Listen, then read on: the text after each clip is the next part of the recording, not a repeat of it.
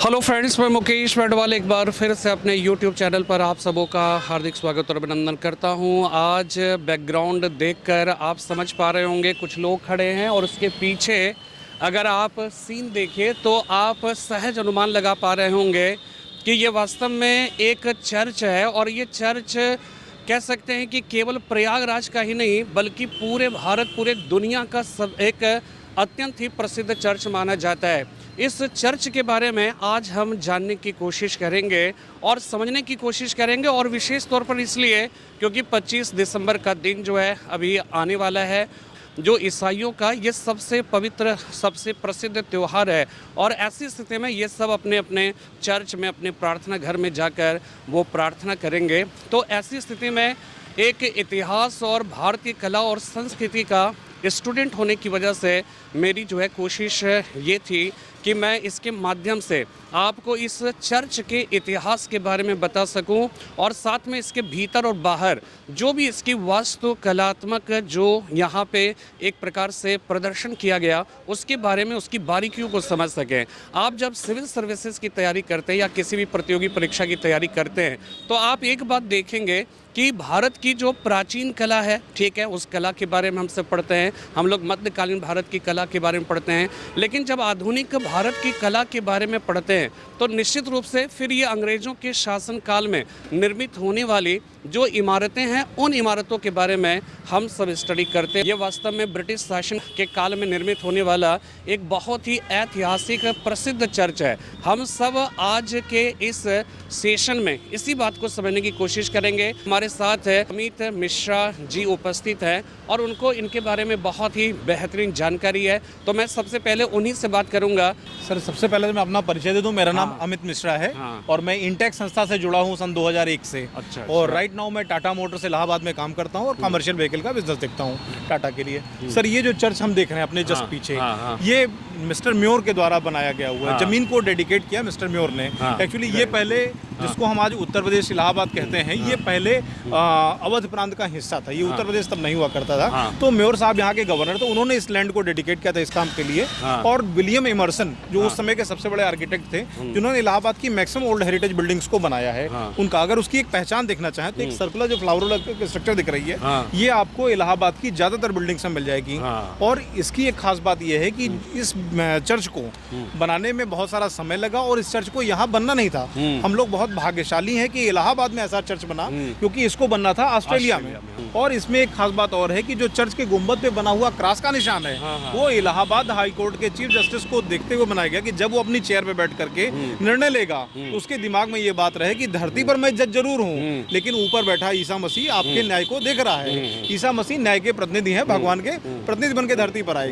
तो वो ये ध्यान में रखे कि कोई भी निर्णय देना है तो सबके लिए एक समान करना है। अच्छा, मैं जिन जो हमें देख रहे हैं या देखेंगे उनको मैं बता दूं कि इसी चर्च के जस्ट सामने में इलाहाबाद हाई कोर्ट, वो भी एक ऐतिहासिक बिल्डिंग है। कभी मौका मिलेगा तो मैं उसके बारे में भी बताऊंगा।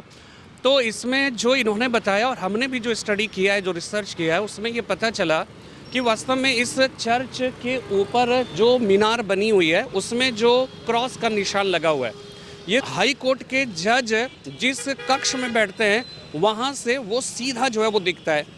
और ऐसा करने के पीछे मकसद ये था कि न्याय की जो अवधारणा है, जिसमें क्या है कि आपको इस बात पर बिना किसी विचार विमर्श के कि जो अपराधी है वो आपके भाई है, आपके बहन या आपके रिलेटिव से आपके परिचित हैं, उन सब को कंसीडर किए बगैर जो न्याय है, जो असली जो है कह सकते दोषी है, उसको न्याय प्रदान करना ही जो है न्यायाधीश का काम है। और ये चर्च की जो क्रॉस है, वो क्रॉस को देखकर उनको इसी बात की प्रेरणा मिलती थी कि हमें हमेशा जो है ईश्वर को ध्यान में रखना है कि वो हमें देख रहे हैं और हमें जो सही है उसी सही चीज़ का जो है प्रदर्शन करना है, उसी का न्याय देना है। अगर आप कभी इसके अंदर प्रवेश करें, तो इसके अंदर जो शीशे पे कार्विंग बनी है वो बहुत ही एंटीक है।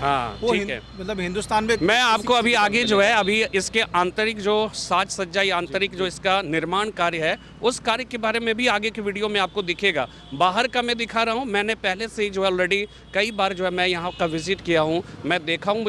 मुझे बहुत ही अच्छा लगता है जब इस तरह की कोई भी इमारत, चाहे उनके निर्माण का जो कह सकते हैं कि तरीके या जो साधन थे वो साधन उत्पीड़नकारी रहे हो, इससे कोई वास्ता नहीं है, इसका भी मतलब है। लेकिन फिलहाल जब हम वास्तुकलागत विशेषता की बात करते हैं तो हमें उन पहलुओं को छोड़ना पड़ता है, हमें ये जानना पड़ता है कि इसकी वास्तुकलात्मक विशेषताएं क्या क्या है। और यही जो है being a student of Indian art and culture, हमें इन्हीं बातों को जानने की ज़रूरत है। सर फिर मैं चाहूँगा कि कुछ और बताना चाहे तो सर बताइए। यहाँ पर एक और चीज आप देखिएगा हाँ। कि जो जल निकासी के स्थान है हाँ। वहाँ पे एनिमल का डिपिक्शन है। हाँ। ये एनिमल इस चीज को भी स्पष्ट करता है कि उनकी शैतान को और देवता को लेके अवधारणा थी। अच्छा। तो कहीं कहीं पे आपको जयकाल टाइप की स्ट्रक्चर दिखेगी जिसके जरिए पानी का निकासी हो रहा है। अच्छा, ये बताइए कि अभी फ़िलहाल जो है मैंने जैसा कि सुना है, पढ़ा ये है कि इसकी रख रखाव में, चूंकि ये बहुत ही विशाल है जी। और विशाल होने की वजह से इसके रख रखाव में तमाम तरह की दिक्कतें आ रही है। जी, जी, जी। और उन दिक्कतों की वजह से क्या हो रहा है कि इसका प्रॉपर समय पे, प्रॉपर टाइम पे जी, जी। इसका जो है कह सकते हैं कि मेंटेनेंस नहीं हो पाने की वजह से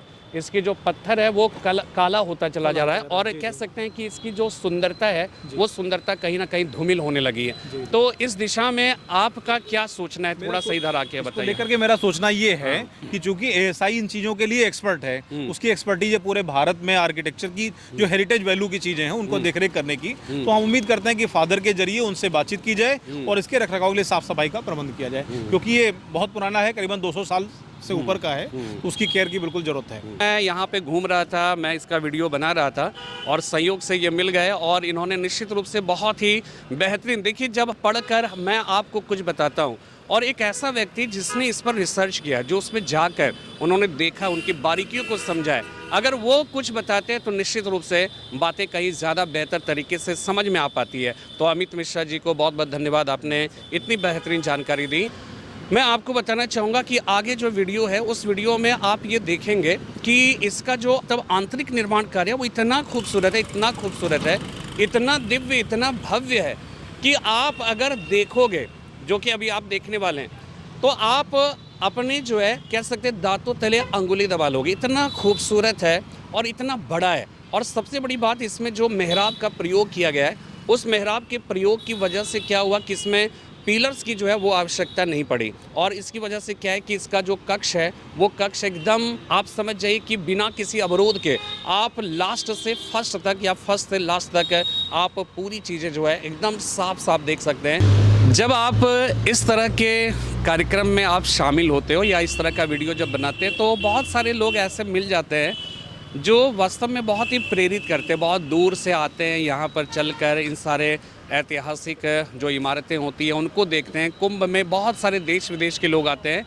तो यहाँ पे जब मैं आया तो यहाँ पर कलकत्ता से एक फैमिली आई और वो यहाँ पे देख रही थी, तो मैंने सोचा उनसे बात करूँ और मैं यहाँ पे अंकिता को बुलाना चाहूँगा। अंकिता, आप यहाँ पे आइए और मैं चाहूँगा कि आपके फादर जो है वो भी यहाँ पे आए। अंकिता, आप कैसे यहाँ पे इलाहाबाद में कैसे आना हुआ आपका? बस हम लोग वाराणसी घूम रहे थे और फिर सोचे ये भी पास है, ये सिटी भी पास है तो घूम लेते हैं। और ये बहुत ऐतिहासिक एक शहर है जो मुझे बहुत अट्रैक्ट करती है पर्सनली, तो इसीलिए मैं देखना चाहती थी। और मम्मी और पापा का मन था संगम में नहाने का, तो वो भी पूरा हो गया इसी के चलते। तो आप कलकत्ता से आई हुई है? हाँ। तो कलकत्ता से यहाँ पर मतलब पूरा संगम बनारस सब देखा आपने, है ना? तो इस चर्च के बारे में आपको क्या जानकारी मिली? ये चर्च तो बहुत पुराना चर्च है, इसका आर्किटेक्चर जो है बहुत सुंदर है। इसके जो ग्लासेस में पेंटेड है वो मुझे देखने का बहुत मन था, लेकिन ये चर्च अभी बंद है। कल खुलेगा तो कल आएंगे फिर से, ताकि तो अच्छे संडे से को देख मैं आपको बता दूं कि जो भी देखना चाहते हैं ये 10 बजे जो है यहाँ पर हर रविवार के दिन 10 बजे ये खुलता है और करीब के 1-1.5 घंटे तक खुला रहता है। तो आप जाकर प्रार्थना कक्ष में बैठकर आराम से देख सकते हैं, उसको निहार सकते हैं, आप उसको समझ सकते हो। तो आप ये बताइए अंकिता, आपको शायद पता नहीं होगा, मैं आपको बताऊं कि इसका जो डिज़ाइनर, इसका जो आर्किटेक्ट है वो आर्किटेक्ट विलियम इमर्सन है। और विलियम इमर्सन ने ही आपके कलकत्ता का जो विक्टोरिया मेमोरियल हॉल है ना, उसका भी आर्किटेक्ट है विलियम इमर्सन ही है। तो इसीलिए ये बहुत ही कोइंसिडेंस है कि आप जिसे देख रहे हैं और जो जहाँ के आप रहने वाले हैं वहाँ की इमारत दोनों का आर्किटेक्ट जो है विलियम इमर्सन है। तो अंकिता, आप क्या करती हैं वहाँ पे? मैं बेंगलोर में काम करती हूँ। बेंगलोर में? हाँ। अच्छा। तो वहाँ मेरा काम है और कोलकाता में मेरा घर है, होम टाउन। अच्छा, ओके ओके, चलो बहुत बहुत धन्यवाद, आपसे मिलकर अच्छा लगा। और आप अंकल, आप भी कुछ बोलना चाहेंगे?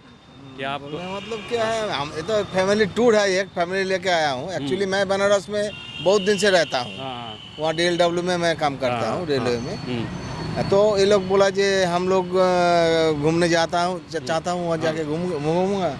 हम बोला आ जाओ, तो लोग आ गया। लड़की भी बेंगलोर चला जाएगा, इसीलिए उसका वैकेशन में आया था, अभी छुट्टी ख़त्म हो गया। वो भी बोला ठीक है पापा हम जाएंगे।